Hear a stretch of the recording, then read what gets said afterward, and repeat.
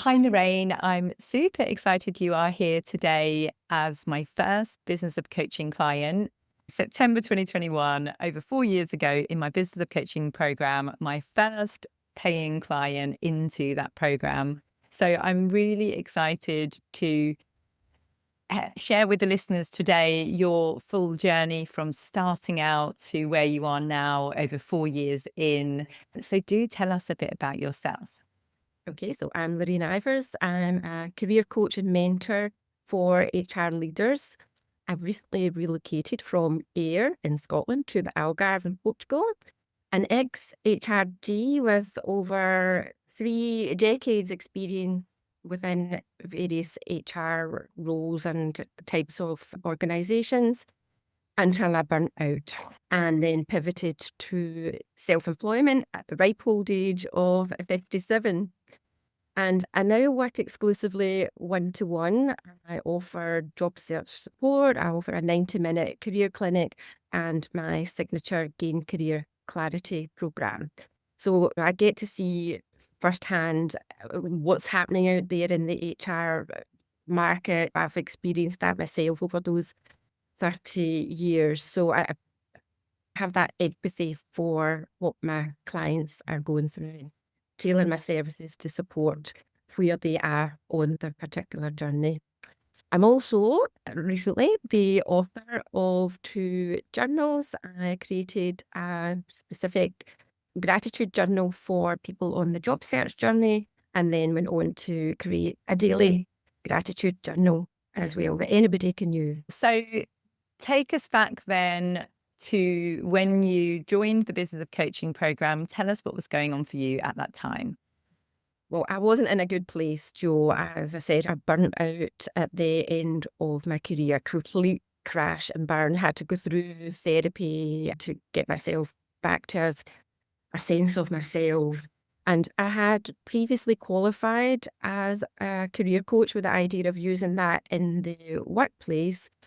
And I saw your adverts and I thought, that is just exactly what I'm needing, because whilst I'm qualified to coach and I'd been informally coaching friends and family, I knew nothing about running a business. So that's what really attracted me to the business of coaching, that you were going to take us step by step in a methodical way through that process of understanding your why, looking at what your niche is, helping with all the tech and the planning and the selling and the mindset. It was just exactly what I was looking for. And I can't thank you enough. You gave me the springboard to get to where I am now. And I love that you started your business at age 57, because I'm sure that's a huge motivation for so many people that end up putting it off, wanting to start, and then thinking, oh, I've left it too late. But actually, you have never left it too late. There's no such thing, absolutely. I've got a notion to write a book one day, and it's going to be called It's Never Too Late. Amazing. So, taking you back to the painful time, I guess, of the first year of your business, what was most helpful? How did it feel? Tell us more.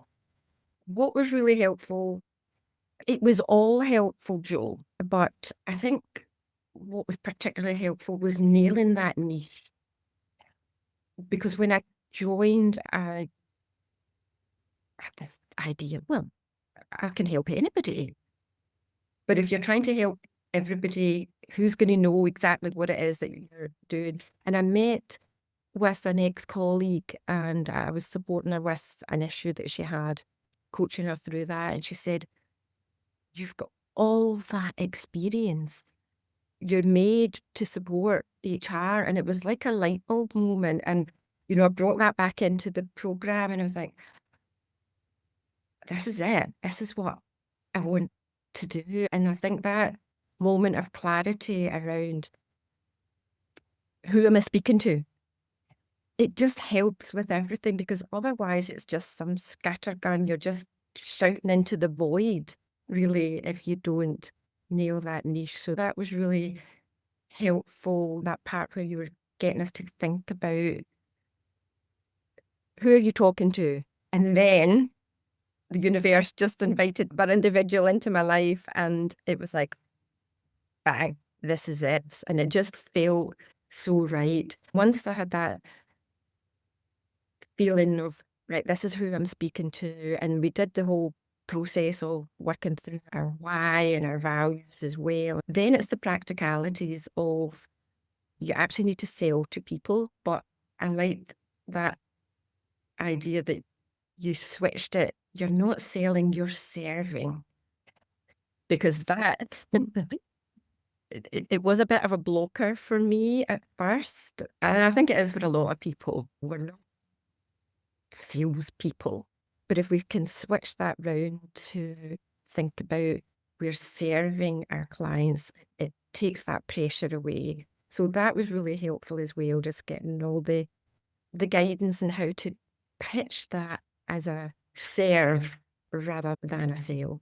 And then, of course, all the tech. Oh my goodness. I think I remember phoning you one night and saying, I'm really sorry. I know it's quite late in the day, but I'm having a meltdown over this.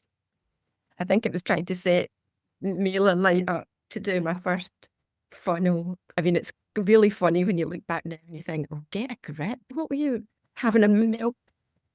Go a walk and calm down and come back and sort it. So yes, every step along there was helpful. The marketing part as well. You know, I remember that Seth Godwin video. It's amazing, isn't it, how particular things really, really resonate. And it was like the chocolate.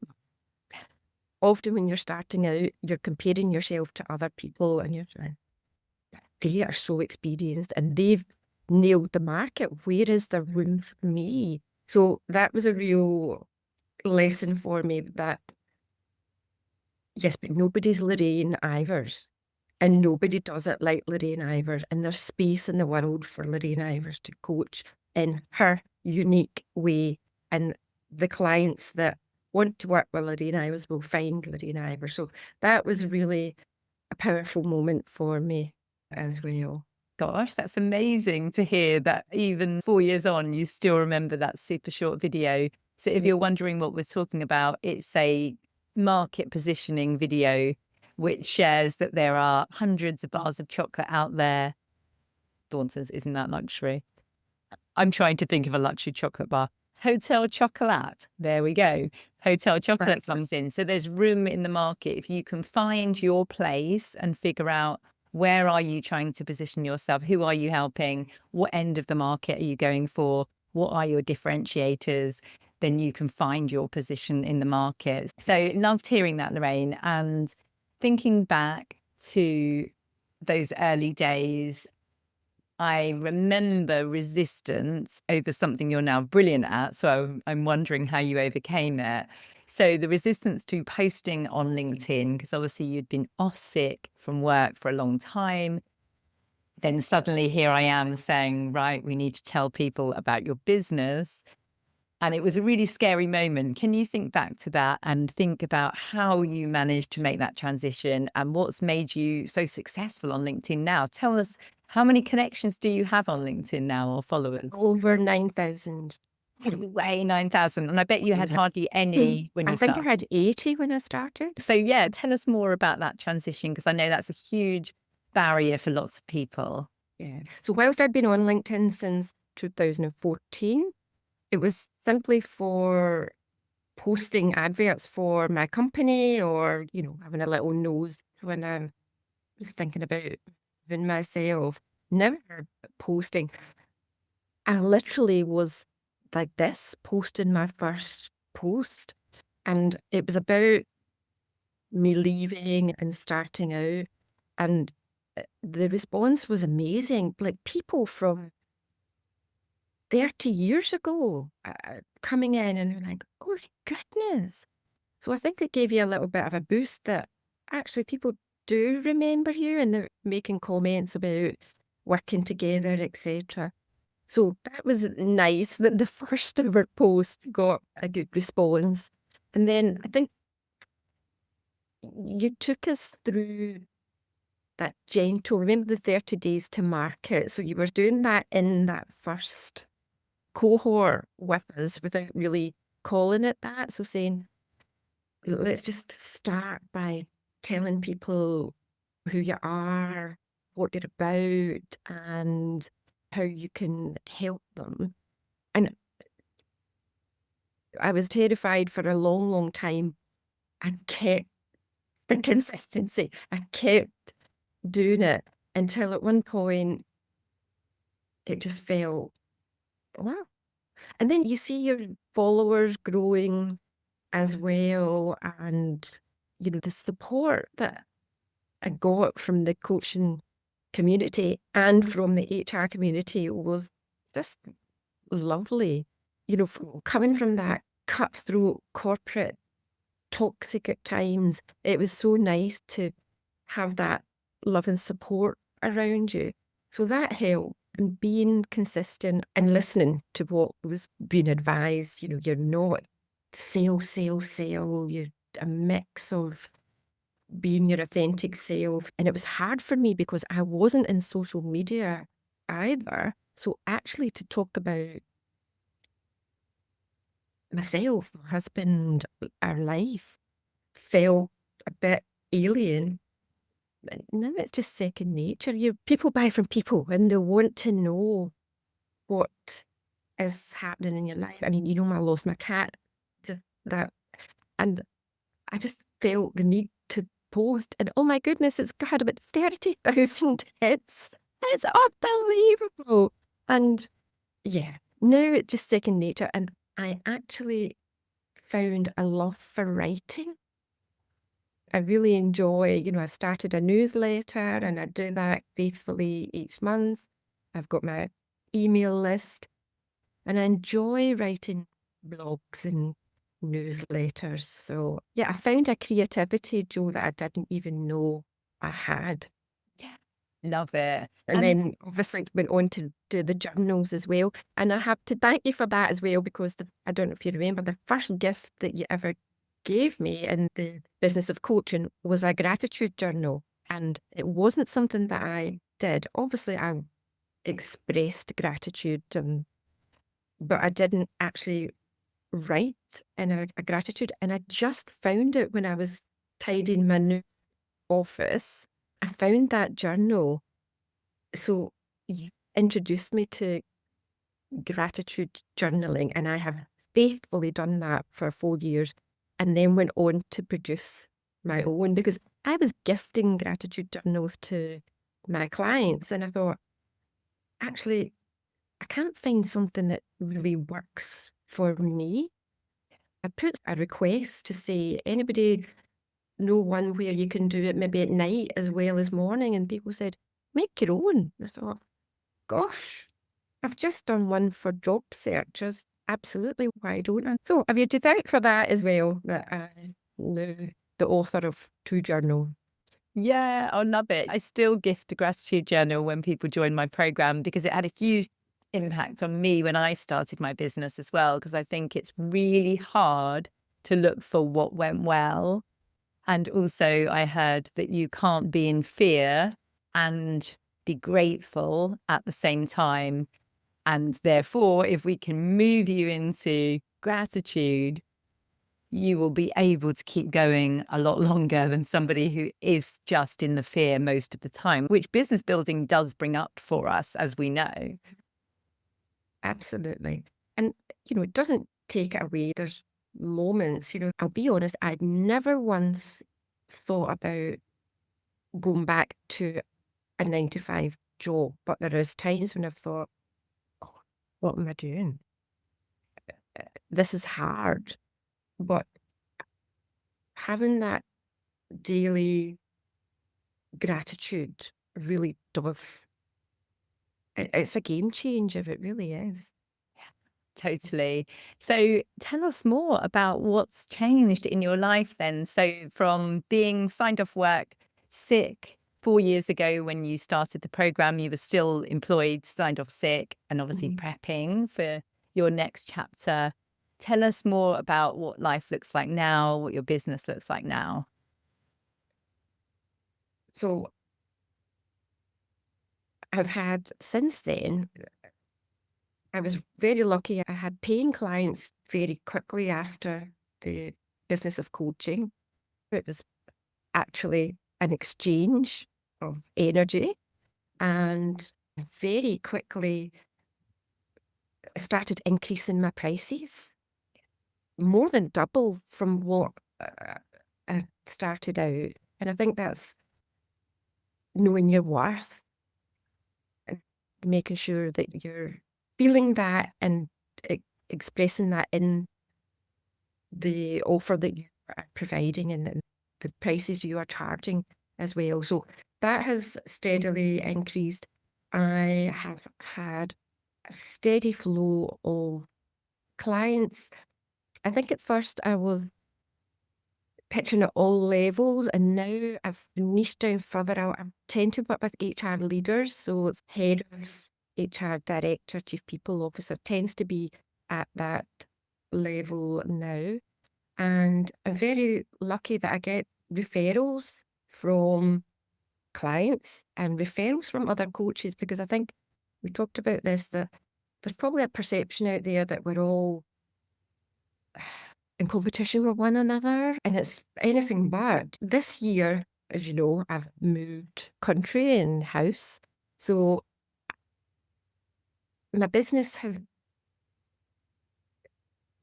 taken a bit of a back seat this year, and it's had to because of renting and selling and buying and all of that.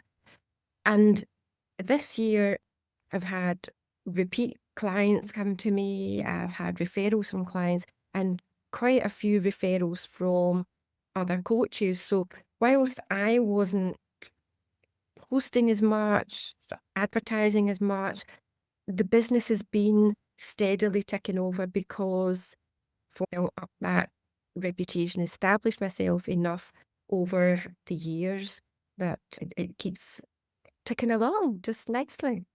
Yeah, totally. You've done the groundwork and now you can reap the rewards as such.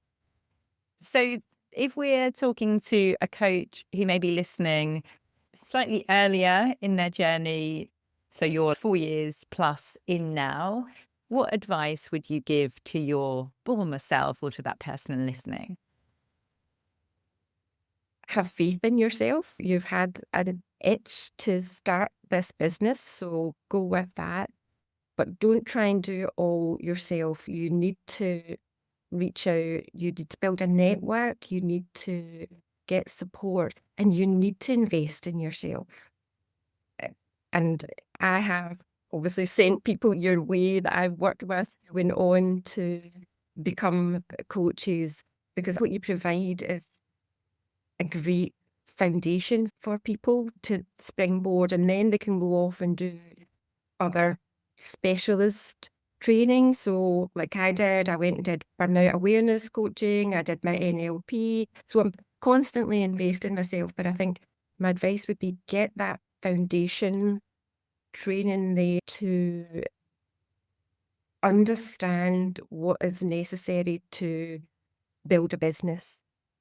It's like building the foundations of a house. They have to be solid to take you. Otherwise, you're just scrambling about, buying the next shiny thing, thinking this is going to be the answer to everything. So, yeah, get your foundations, believe in yourself, build your network, and ask for help. Yeah, totally. And it's something you've done super well. And now reflecting back, it's, fair enough, the business training has been game changing for you. But I think doing it together increased your confidence enough to be able to actually implement the training, because there's lots of short courses you could do, but it's really hard if you haven't got that sort of love and support to encourage you to do it. And so you can come back and know that you're safe, you're secure enough to keep implementing. Yeah. And I've kept that up, Joe, made sure that I've had accountability buddies and co-work every Monday, and alternate between Lee, who's in South Africa, and Sarah. Actually, it helps keep me accountable. When I work with Sarah, for instance, I always do my email. This is why I've joined your latest program, the practice, because whilst I had a life-changing year last year, when I saw what you were offering, I thought, that's exactly what I need. It's something where I have to come and be accountable and where I can have that co-working and that community. So I'm looking forward to starting that next week. Yeah, me too. I think it's going to be a game changer. And I love that we can then feel supported for the full 12 months, like versus short things. I just know it's going to be amazing. So we'll probably have another call in 12 months' time and see what's changed. So, what would you say is your biggest takeaway from the business of coaching program? It's quite hard to pinpoint one particular thing because, as I said, that nail in the knee, that understanding about the market, support with the tech, that was a big thing for me. It's a really tough one, Joe, because I honestly, they're the three things for me. It's the niche, the market worth, and the understanding the tech. I have to have three. That's absolutely fine. So, tell us what's next for you. Okay, so I also joined your Elevate program because, and this is something I think I'd quite like to say to aspiring coaches and early coaches. You can get caught up in should. And I think I found myself caught up in should. I was successfully delivering my signature program, my career clarity, and people were saying, you could be doing that to lots of people. So I was caught up in I should be running a group program.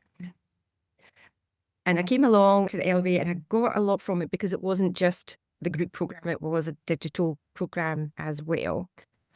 And after it, I realized I had such resistance, and it was because it was the should. Other people were saying it. I wasn't feeling the love for it. So I decided, no, not what I want to do. And I think another should was, oh, you should be at your desk. When you've come from that corporate world, that you've got to hustle. You've got to be at your desk every day. And so it's when I realized I'm getting caught up, I'm not living my values here. And as soon as I stopped the shoots and released myself from that, it was like a big weight lifted off me. And my business probably improved because I was working less and bringing that ease into my life. Part of the Elevate was obviously looking at a digital program. So that's what's next for me. So Q1, my goal is to create the Gain Career Clarity as a digital program.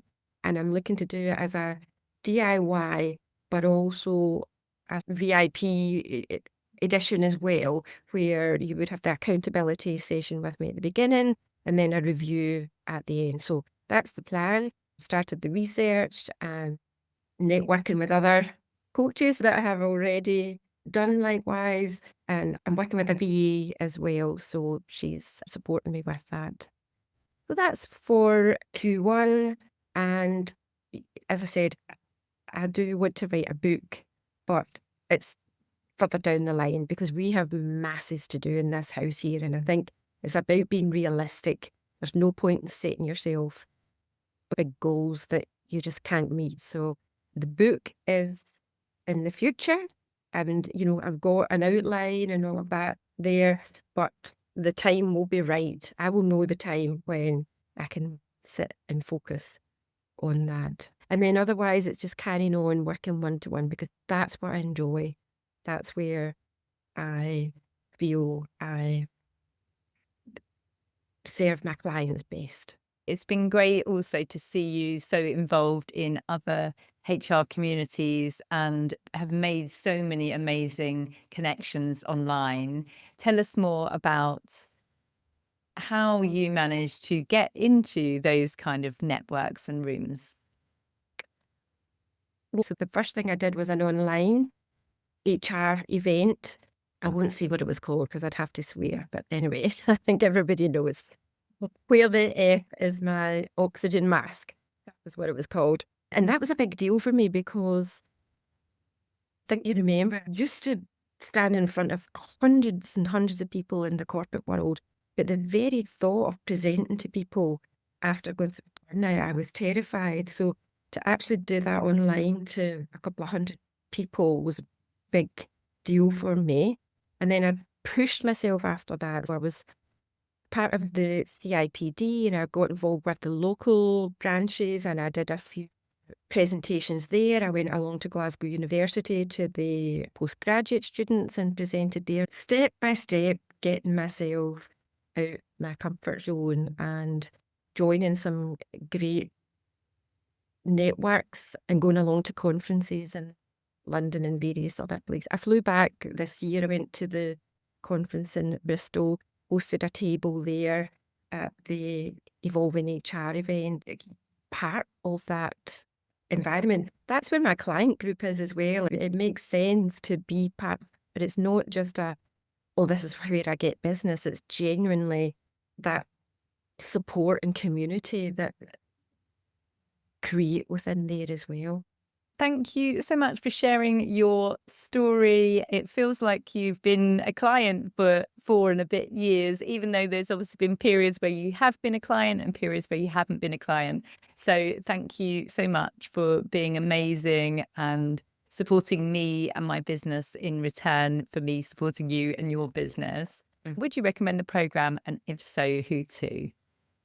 Oh, I can't recommend the program highly enough, Joe, and absolutely to people who are thinking about moving into coaching or those that are in their early stages. And also, I realise that even people who are quite established that have maybe lost their way a bit, it's actually really helpful for people. So the 3 different stages, I think it really works for all of them. Yeah, Right. it's evolved a lot as well over the last few years to attract in established coaches as well as newer coaches because the markets have changed so dramatically. And now we might want to learn more about different types of marketing, how to use AI, how to create your own AI bots. Like there's so much that's changed, and I'm always updating the program. It's just been redone recently, actually in September to completely up level as well. So like you say, it really still everything I want in my business as Mhm. well right now, because you do get to go on your own path and ask your own questions. Thank you so much, Lorraine. I'm sure lots of people will be inspired by your journey. Any parting words if someone's leaving today? What would you want to take with them?